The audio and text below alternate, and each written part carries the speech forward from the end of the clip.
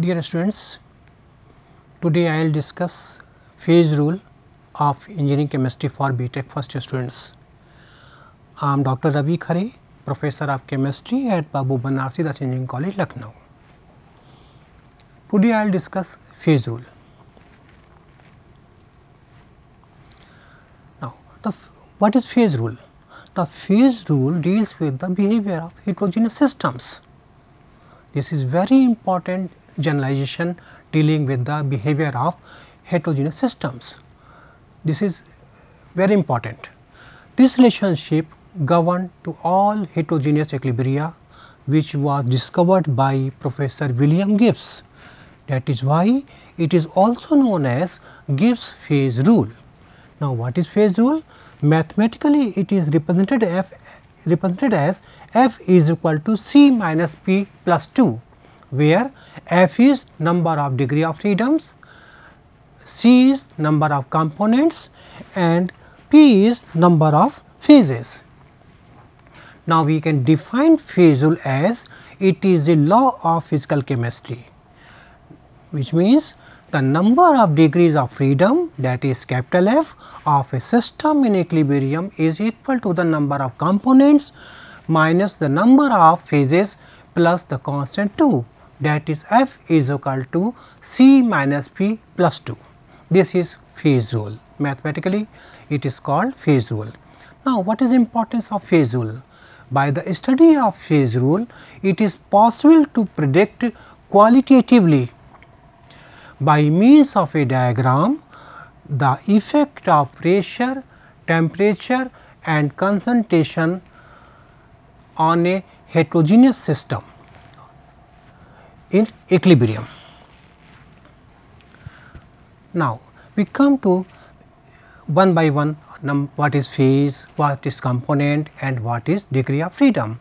Now, first we will discuss phase. What is meant by phase? A phase may be defined as any homogeneous part of system having the same all physical and chemical properties throughout. A system may consist of one phase or more than one phase. It may be defined by the taking example of water. Water has three phases.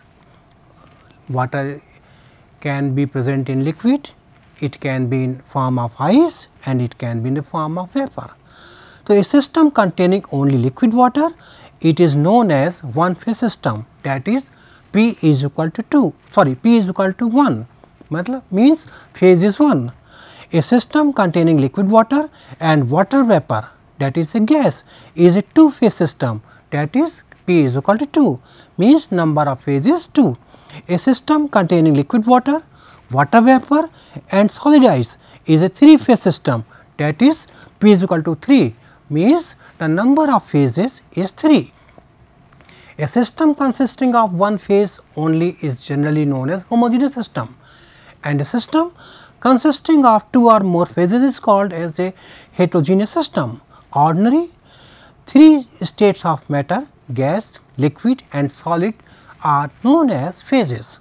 However, in the phase rule, the uniform part of a system in equilibrium is termed as phase. A liquid or solid mixture could have two or more phases. For example, you know that all gases mix freely to form a homogeneous mixture, that is mixture of gases, say oxygen and nitrogen is a one phase system, that is in the case of mixture of gases we have to take P is equal to 1. Another example, the two completely miscible liquids yields a uniform solution. For example, when you add alcohol, ethanol and water in water, it is completely miscible.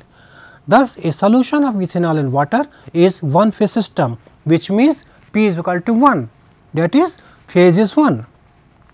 A mixture of two non-miscible liquids on standing forms two separate layers.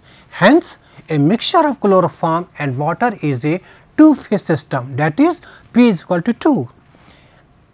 An aqueous solution of a solid substance such as sodium chloride or sugar is uniform throughout. Therefore, it is an one phase system, that is P is equal to 1. Another example is water and sugar. The aqueous solution of sugar is always having p is equal to 1. The aqueous solution of NaCl is always has one phase. Now, we come to component part. What is meant by component?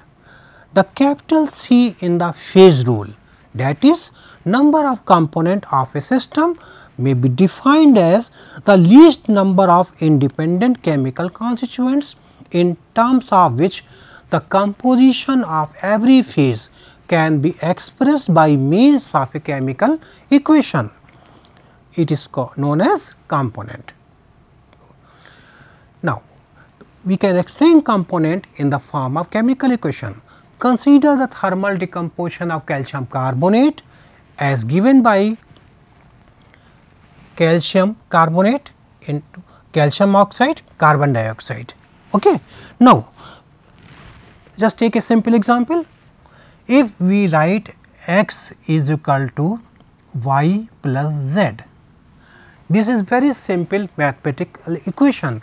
This equation may be written as y is equal to x minus z, or you can write z is equal to x minus y. We can write x equal to y plus z, y is equal to x minus z, and z is equal to x minus y. Meaning of all equation is same, there is no difference.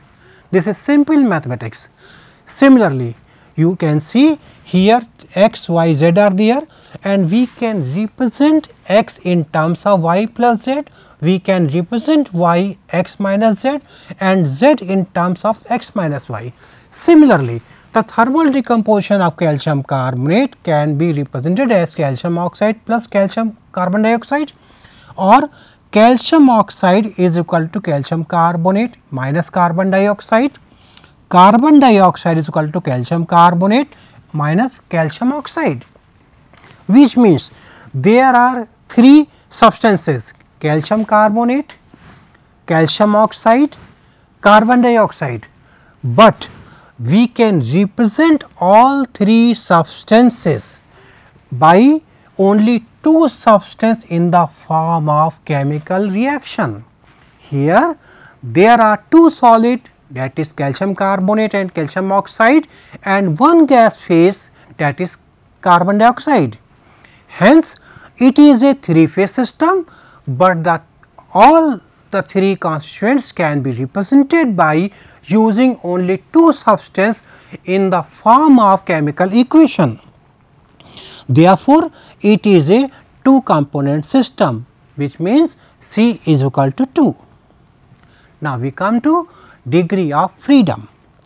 The term capital F in the phase rule is called degree of freedom, and it is defined as the least number of variable factors, that is concentration, pressure and temperature, which must be specified so that the remaining variables are fixed automatically and the system is completely defined.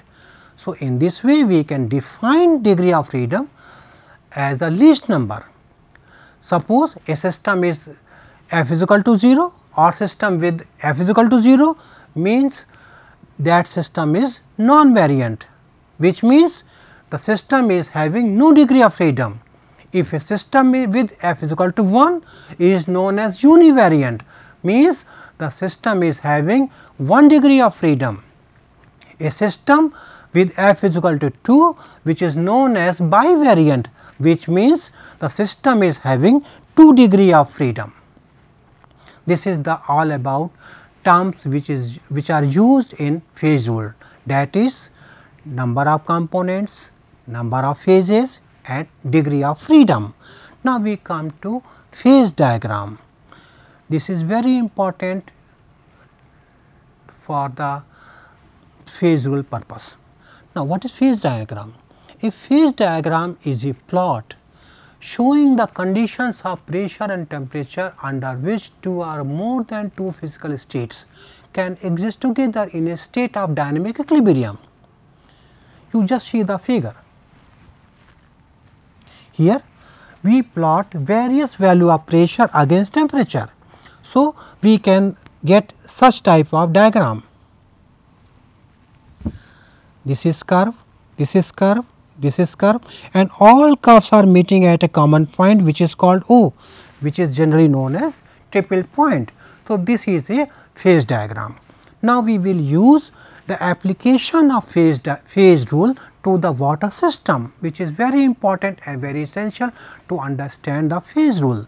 The concept of phase rule can be explained by the taking example of water system, that is application of phase rule to water system.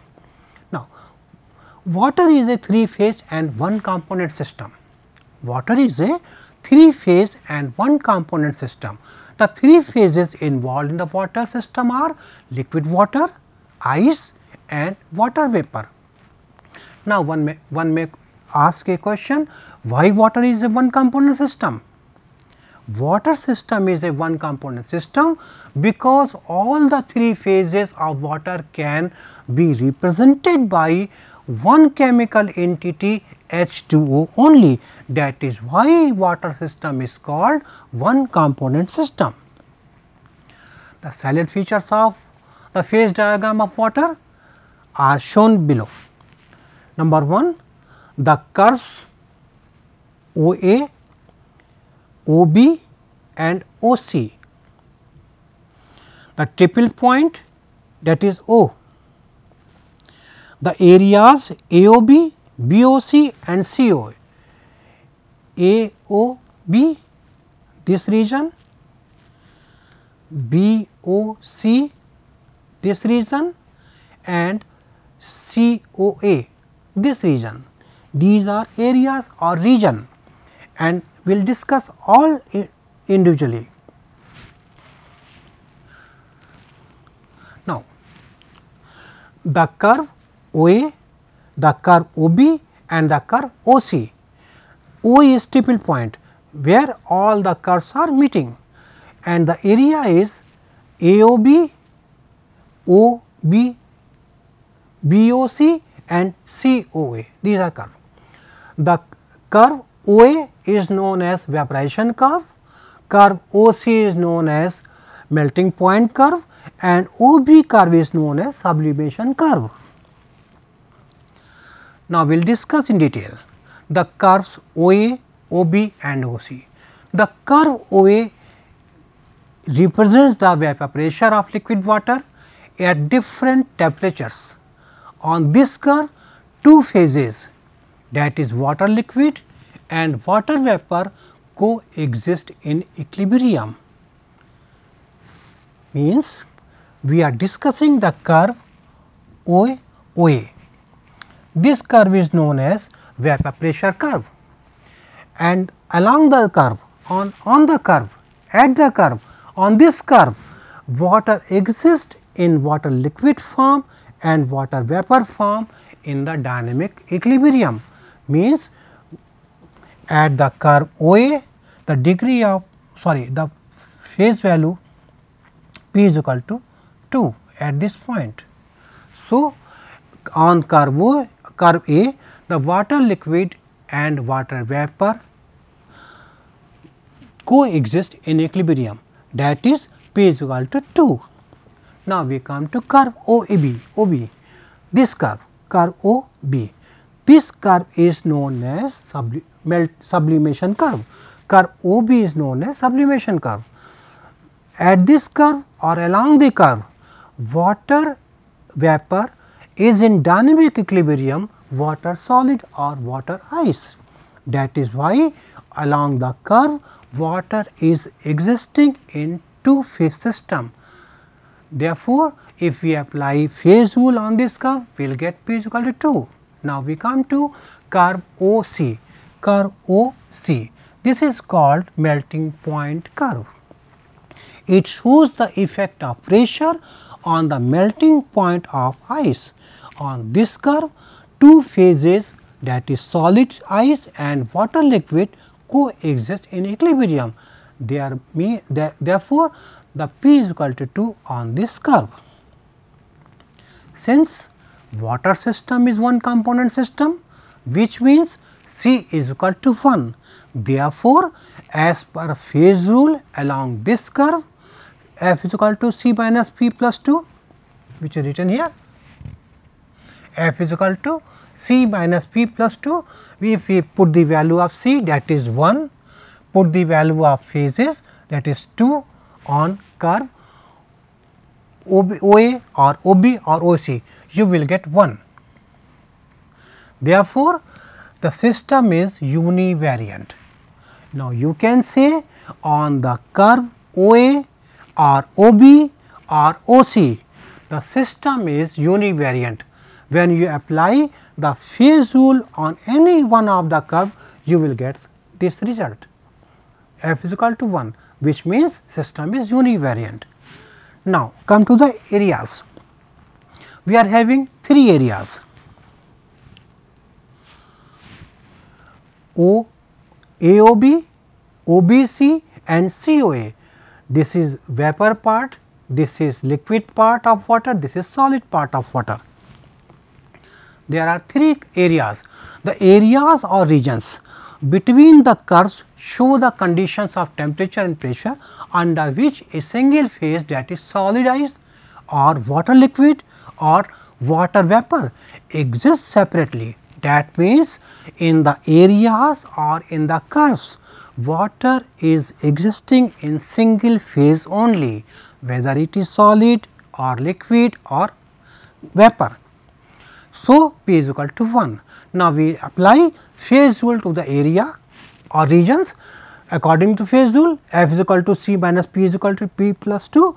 If we put the value of C, that is 1, and put the value of P, number of phases, that is 1 in case of areas, and plus 2, we will get 2.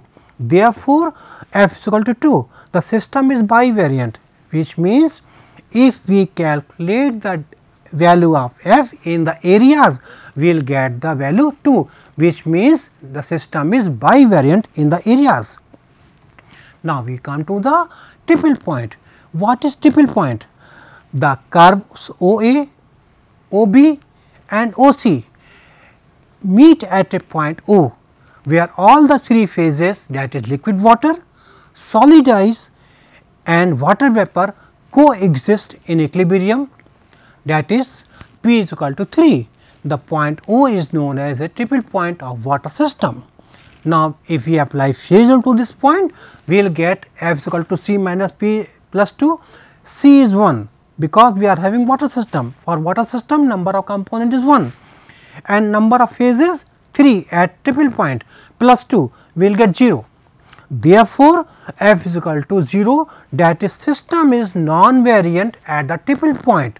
So, you can prove at the triple point water is non-variant system.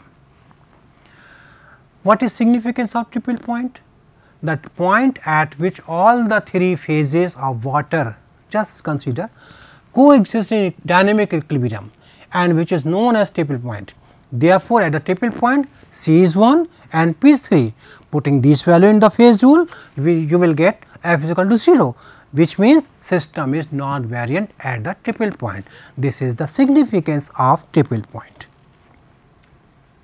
Now, we come to the numerical problems, calculations, how we calculate degree of freedoms in various reactions, various equilibrium. First, we consider water system, water liquid in dynamic equilibrium, water vapor. Now, you have to calculate degree of freedom for this equilibrium. You are given water liquid is in dynamic equilibrium, water vapor. Here, water system is there. You know that you have studied that water is a one component system, therefore, C is 1 for this equilibrium. Now, here water is in dynamic equilibrium, water vapor, water liquid is dynamic equilibrium with water vapor. Therefore, in this equilibrium or according to this equilibrium, water is existing in liquid and vapor phases, which means there are 2 phases. Therefore, we can put the value of phase is equal to 2. Now, we will apply phase rule to this equilibrium, f is equal to C minus P plus 2. We have f is equal to C minus P plus 2. This is phase rule equation. Now, we apply phase rule equation to this equilibria. We get f is equal to 1 minus 2 plus 2. 1 is number of component, 2 is number of phases, and this 2 is constant. So, f is equal to 1 minus 2 plus 2, that is f is equal to 1. So, the answer of this equation is 1. The degree of freedom for this equilibria is 1. Okay. Now, we come to second question, aqueous solution of NaCl. Aqueous solution of NaCl. You have to calculate the degree of freedom for aqueous solution of NaCl. You just have studied all aqueous solutions of sodium chloride or sugar is homogeneous mixture.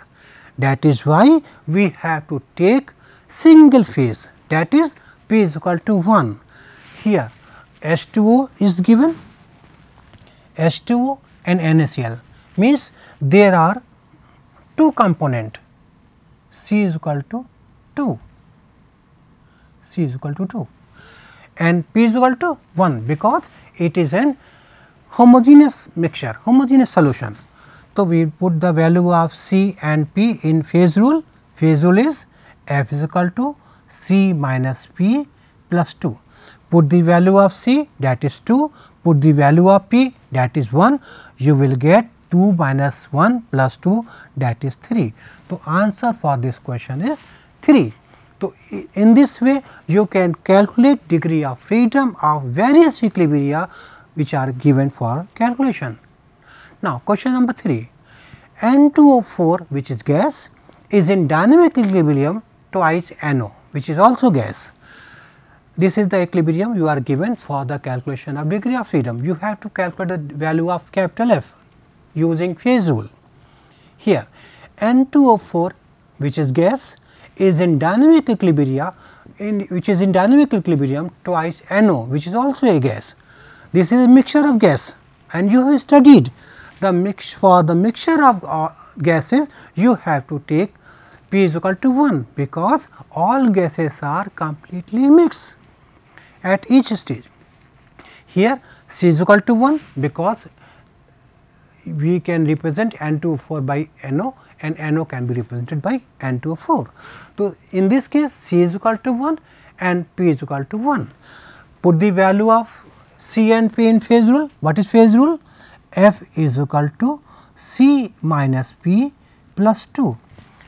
C is 1, P is 1. Put the value of 1 and 1 plus 2, you will get 2. So, you will get the degree of freedom in this equilibria which is 2. This is your answer. Now, we come to question number 4, N2 which is gas plus O2 which is also a gas is in dynamic equilibrium twice NO, NO is also gas. Now, you have to calculate degree of freedom for this given equilibrium. First, you have to calculate the number of components, then you have to calculate number of phases. After determining the number of components, after determining the number of phases, put the values of C and P in the phase rule, then you will get the answer. Now, first you have to calculate number of components. Here N2 plus O2 is equal to twice NO. There are 3 species N2, O2 and NO. Apply the concept of components. Here similar equation is given as you have studied in thermal diffusion of calcium carbonate. N2 plus O2 is equal to twice NO. So, we can represent N2 is equal to NO minus O2, twice NO minus O2. We can represent O2 is equal to twice NO minus N2, and we have already written N2 plus O2 is equal to twice NO. So, in this system C is equal to 2, because we can calculate, we can represent this equation by use of two substances only in the form of chemical equations. So, in this system C is equal to 2. Now, this is a mixture of gas and you studied that all gases are mixed properly uniformly. So, it is a one phase system. For this equilibria you can say P is equal to 1. Put the value of C and P in the phase rule, you will get F is equal to 2 minus 1 plus 2, that is 3. This is the answer of this question, F is equal to 3. So, in this way you can determine number of phases, number of components and number of degree of freedoms which were required by the any question. So, you can calculate the number of phases, number of components and degree of freedom of the required question. Now, we come to again this diagram. This is the region of solid, this is the region of liquid water and this is the region of water vapors. So, if you melting point curve, vapor pressure curve and sublimation curve, O is triple point. Now, you can ask various type of questions, define phase rule. So, you have to write the statement of phase rule, that is F is equal to C minus P plus 2. If you have to calculate or you have to prove that whether degree of freedom is 0 or system is non-variant at triple point. So, you can use the significance of triple point, by which you can show the degree of freedom at triple point is 0, that is system is non-variant. If you have to prove, if you are asking the question that prove that the system water system is non-variant at triple point. So, you can prove in this way, At triple point all the phases of water are existing in dynamic equilibrium, means water liquid, water vapor and water solid, all are in liquid state dynamic equilibrium. So, at triple point the system is non-variant, means F is equal to 0. Now, you solve these questions. If you have any problem, you can mail me, I can reply the desired problems. So, practice these questions and study the phase rule. If you are having any type of problem, you can contact me on my mail. I can reply the desired answer. Thank you.